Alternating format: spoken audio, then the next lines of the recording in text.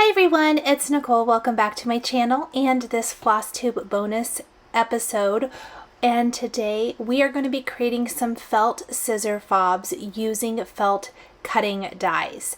So these are the magnetic 8.5 by 11 sheets that I use to store my dies by theme, and I'm just showing here some wire snips, cutting any of those tabs for tabbed dies, and all of these dies did come tabbed that I'm showing, whether they're from Benzie or from Poshta Design. And so I'm just making sure all those little sharp points are cut off. I would recommend protective eyewear. You don't want any of those little metal pieces getting in your eye. And wire snips are fantastic because they make cutting apart your dies a snap. So I like to, as I mentioned, keep my dies by theme. Here I'm just organizing some of the latest dies I had picked up onto my magnetic sheets. I do try to make the most of all of the area and put several sets on one sheet. We're going to take now some dies from several sets, including this heart from the basic heart dies from Poshta Design, and I'm using the small of the two sizes of hearts, and also some floral fringe dies from Benzie Design. Then I'm going to grab some flowers from the Gathered Garden set from Poshta Design. You could grab any kind of floral set or any florals from any die set in order to make this project. Now this was a project I created multiple scissor fobs because I made these as table gifts for a recent retreat I went to. Here is my color palette. I am using all 100% wool felt today. You can see that I have already die cut all of the components. I will have a separate video showing specific die cutting in the future for just kind of detailing the die cutting machine. Now the fringes that I'm using, I actually die cut them into a long strip, but I only needed one strip for the 8 scissor fobs I made, and I'm cutting it into small pieces. Cutting it into small pieces for this particular floral fringe die, this is going to be the center of one of my flowers, and the smaller it is, the smaller the piece will be when wound up or rolled up, I guess I want to say. For this orange piece, this is actually going to be an individual flower, not just the center of a flower, and it was a different die from that floral fringe set, and I did need multiples of these. I'm using half of a strip, so I needed 4 to create the 8 flowers, and again that just makes the flower slightly smaller. I need 2 pieces for the scissor fob, 2 heart pieces for the scissor fob. Each scissor fob will have the 2 heart pieces, 2 leaves, and 3 florals. I like to use 3 strands of embroidery floss to stitch together my felt pieces. I kind of generally go with 3 strands unless I tell you differently. The only time I really switch to 1 strand is when I do any sort of beading. So I grabbed a bright green embroidery floss here to stitch the leaves on. For each of these scissor fobs, I'm going to start by stitching on the leaves. And again, these particular leaves are from Gathered Garden, but you could choose, there's greenery, leaves, florals in several different sets. I will link to some additional sets from Poshta Design down in the description below. Then I am simply stitching these on to the front of what will become the scissor fob. I thought it would be fun to create some unique scissor fobs with a very springtime, kind of a tropical floral type of feel. I went to Florida for the Beach Please retreat, surprising some friends, and it was such a good time. And these were the table decorations that are not table decorations. The table gifts I made for my table mates, as well as I made an extra for the host, Stacy, of the retreat. And then Emily Call was the designer, and so I made extras for them. After I have my leaves stitched onto the heart, it's time to do the flowers. I'm only going to be stitching one of these on camera, one of the scissor fobs. The rest of these will be created off camera because it's the same thing over and over. I simply used mass production. For the pink flower, I used light pink and dark pink in the same style of flower in the large and the small. Once I thread my 3 strands of floss, we are going to gather this flower. And the way I do that is I layer them together, and then I will do a running stitch kind of through the holes. You really don't have to actually hit the holes if you don't want to, but there's already die cut holes in here if you're just going to flat stitch it on. And I had a knot right off the bat, of course. So I'm leaving a tail, and I'm just going to do a little running stitch through these holes, almost like I'm stitching them together. No back stitching, just the running stitch all the way around. And when I get back to where I started on the same side of the flower, so let me come up and go back down. I am going to, I have a lot of embroidery floss. I'm going to pull. And look at that fun little gather it puts in the flower, giving it tons of awesome texture. While holding it tight, I am going to knot it then on the back of the floral and just snip those ends. And then you have that wonderful little gather. This is exactly how I did the gathers for my egg tutorial, which I will link right here in the upper right corner of the screen.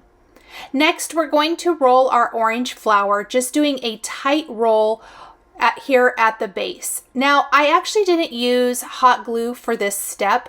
You could, but I am going to just take some embroidery floss and stitch my flower shut. So as tight as I can, I roll that up, and then I'm just going to do a couple stitches here where it meets, and then tie it into a little knot to secure this flower. I'm going to pull it nice and tight again. Pull this into a little knot and simply snip this. This will be glued down or stitched down to the front of our scissor fob so you won't see it. Then I'm going to kind of fluff out those petals and lay it onto the heart. You can start to see it taking shape, and it's going to look amazing.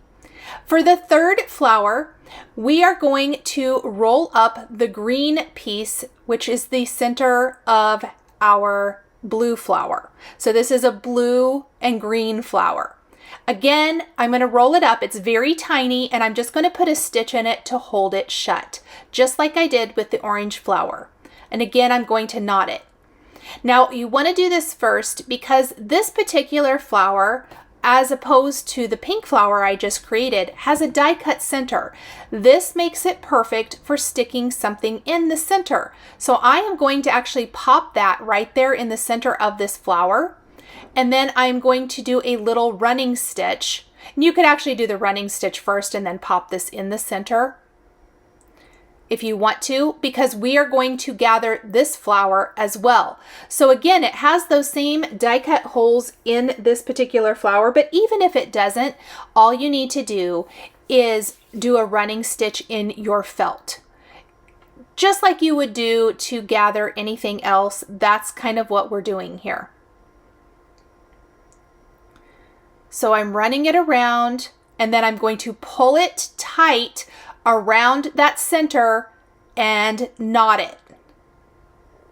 And this gives us an amazing little floral. Look at all of that texture that you get by gathering flowers. This is another way to use your floral dies that gives you a lot of dimension. Once we have our florals, it's time to secure these to the front of our scissor fob. Starting with my pink flower, I am actually going to attach this by using a beading needle and placing seed beads in the center of this flower. This is the only one that I will do the seed beads on.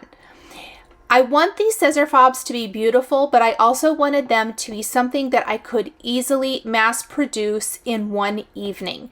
Yes, it took me most of the evening. It is stitching by hand. So it does take a minute to do all of them. However, it's not near as time consuming as maybe some other type of project. And I absolutely love the results. And I would love to make these in all kinds of different color combinations and styles for different seasons.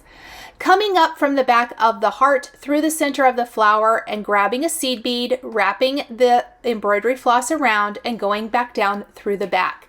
I did about 5 seed beads in the center of this flower. I love the fun little texture that adding seed beads gives to the floral centers, and it just finishes it off perfectly. While I am stitching these on, I do have my hot glue gun heating up, and I'm going to use the precision tip hot glue gun. I will link to this down in the description. It has a fine tip to it. This is a pretty small area. This is a much smaller heart than maybe what I've made in the past. That is on purpose. We're making scissor fobs. And it could be used for anything. You could hang this from a zipper. You could hang it as decoration. There's a lot of things you could do with this, but I made these intended as scissor fobs. So I want to use a fine tip glue. Now you could stitch your flowers on. In fact, I think maybe I stitched a couple of them, but then I decided, I think I'm just going to hot glue them. So I'm showing stitching it on here, but just note that you can also hot glue these on. And I believe, hot glue the orange flower in place. So I did come up from the back and I'm just stitching down my blue flower. And on the back of this piece, knotting it, making sure it's nice and secure, all of that good stuff.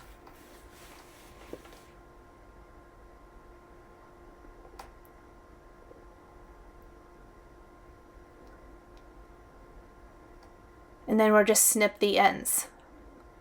If you've watched my other felt videos, you know that I generally don't worry too much about what the back of my felt pieces look like because they're usually encased. So now I'm just showing the hot glue version where you can hot glue your flower down using your precision tip hot glue gun, and then I glue the orange floral in place. So I went ahead and stitched all the rest of my florals off camera, and now I'm ready to make my cording before I stitch the 2 halves of the hearts together. I'm using the Kreinik cording tool, and I cut lengths of floss, I want to say maybe 12 to 14 inches, and I am using 4 strands of embroidery floss. That means 4 6-strand lengths cut to, let's say, 14 inches. I believe it was between 12 and 14. We are going to tie all 4 strands together and knot them, and then tape them to our work surface with a strong tape, like a masking tape. Then we're going to take 2 of the strands and tie them together, and then we'll take the other 2 strands and tie those together. We're going to slide our cording tool into or in between those 2 strands we just knotted, like so. And I'm going to move my tape just a little bit further up out of the way. And then I am going to start turning the dial to create the cording. And I believe I'm going counterclockwise. Either way, just make sure you do both of these individual strands one way, and then when we combine them, we're going to go the opposite way. I hope that makes sense. So I'm winding until it starts to roll up on itself, and then I like to smooth it with my fingers, and then we're going to tape this down. Oh, and then it popped away. I should have pulled my tape before I got started, but I didn't. So I just want to hold that in place for a second. We're going to place our cording tool in the other side. We're going to twist. Same direction that we just did until it starts to roll up on itself. Again, I like to smooth it down with my fingers. We're going to combine these two twisted strands now, and you could put tape on them. I did put tape on them here, but honestly, for the rest of them, I made a knot in them. Now we're going to go back the other way. We're twisting opposite of what we just did to twist these two strands together to make our cording. And again, until it rolls up on itself, and it is really springy right here. So I like to let it go and relax a little bit. Run it through my fingers. Look at that cording. Oh my goodness. And I believe I just made this, well, with that embroidery floss you see on my table. I am going to then pull them even, and we're going to go ahead and take those ends and we're going to knot them.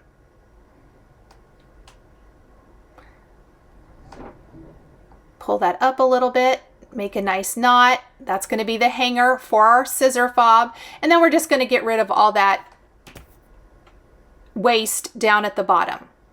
Let's go ahead and stitch our scissor fob together. Starting in between the two layers, we've got our front and our back. I'm going to take those 3 strands of embroidery floss, and we are going to go up and down through each of the holes, going every other one like I always do when stitching something together like this.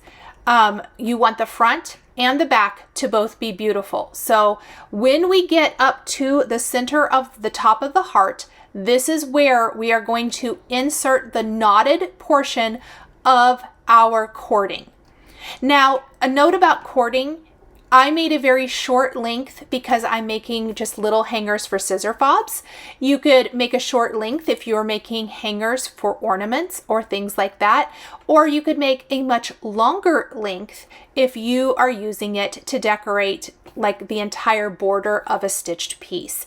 It really just depends on what you need it for. Obviously today I just needed this small little length of cording, and I did make individual lengths of cording for each scissor fob instead of making one long length.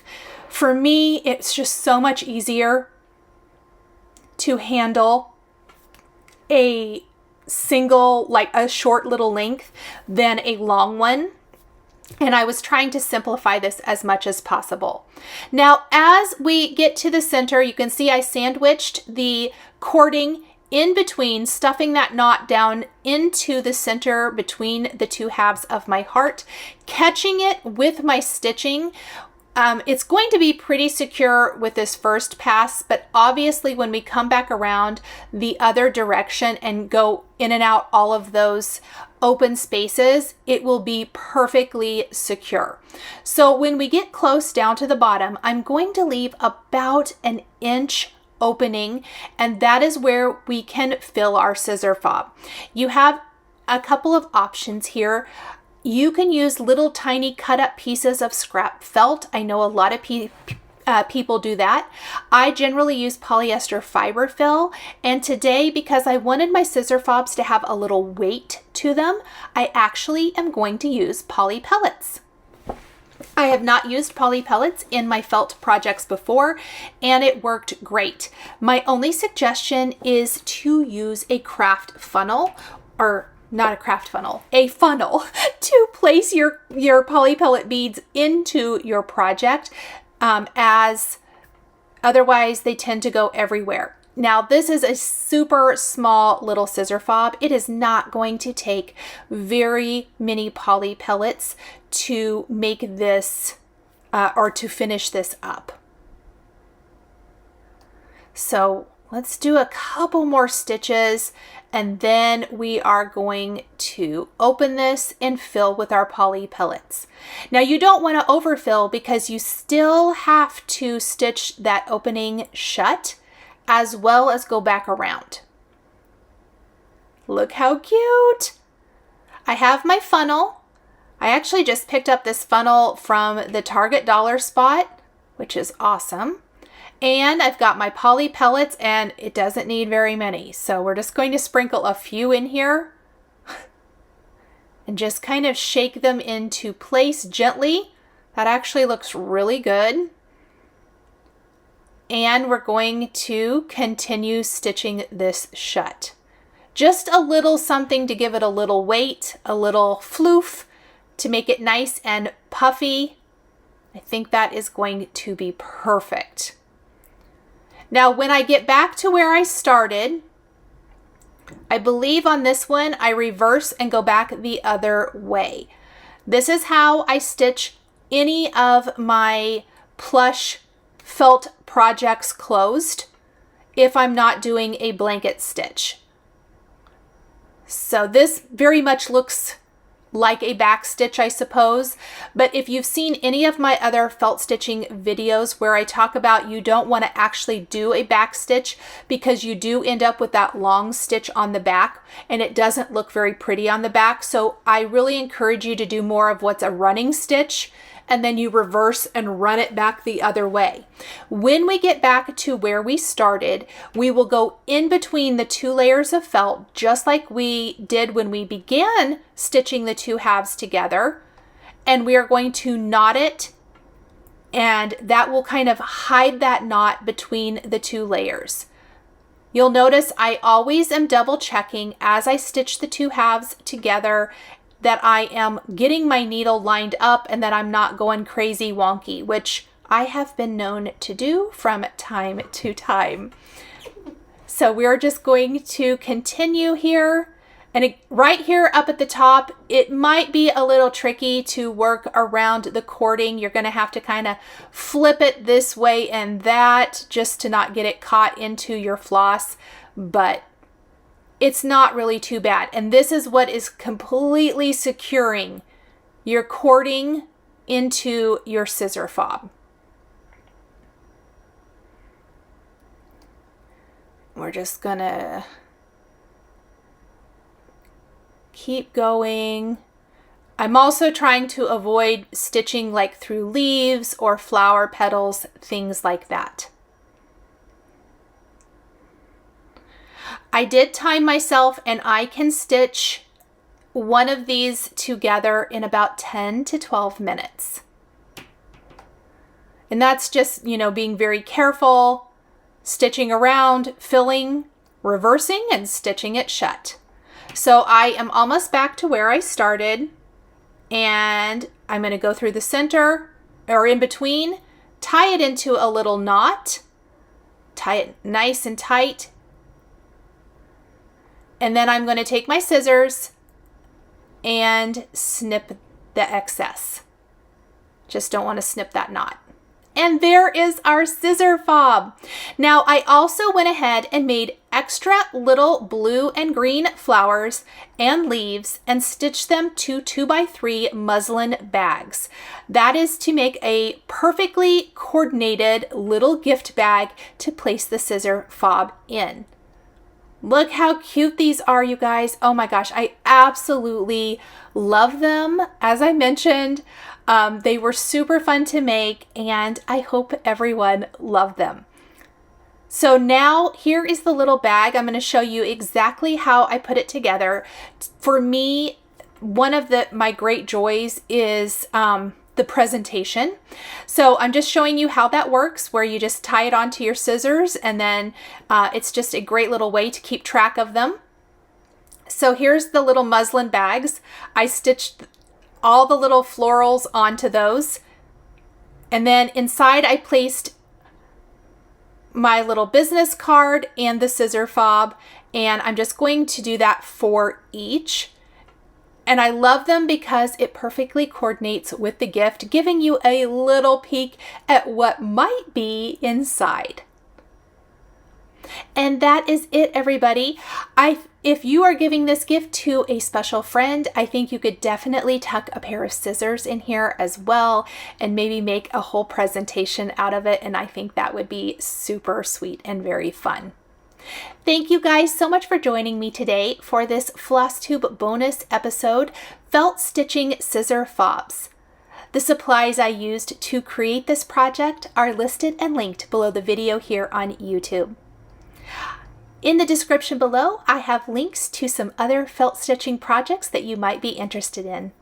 Thank you guys so much for joining me today, and we'll see you next time. If you enjoyed this video, please subscribe to my channel, click that like button, and don't forget to hit the notification bell to always be notified when I have a new Flosstube stitching or quilting video.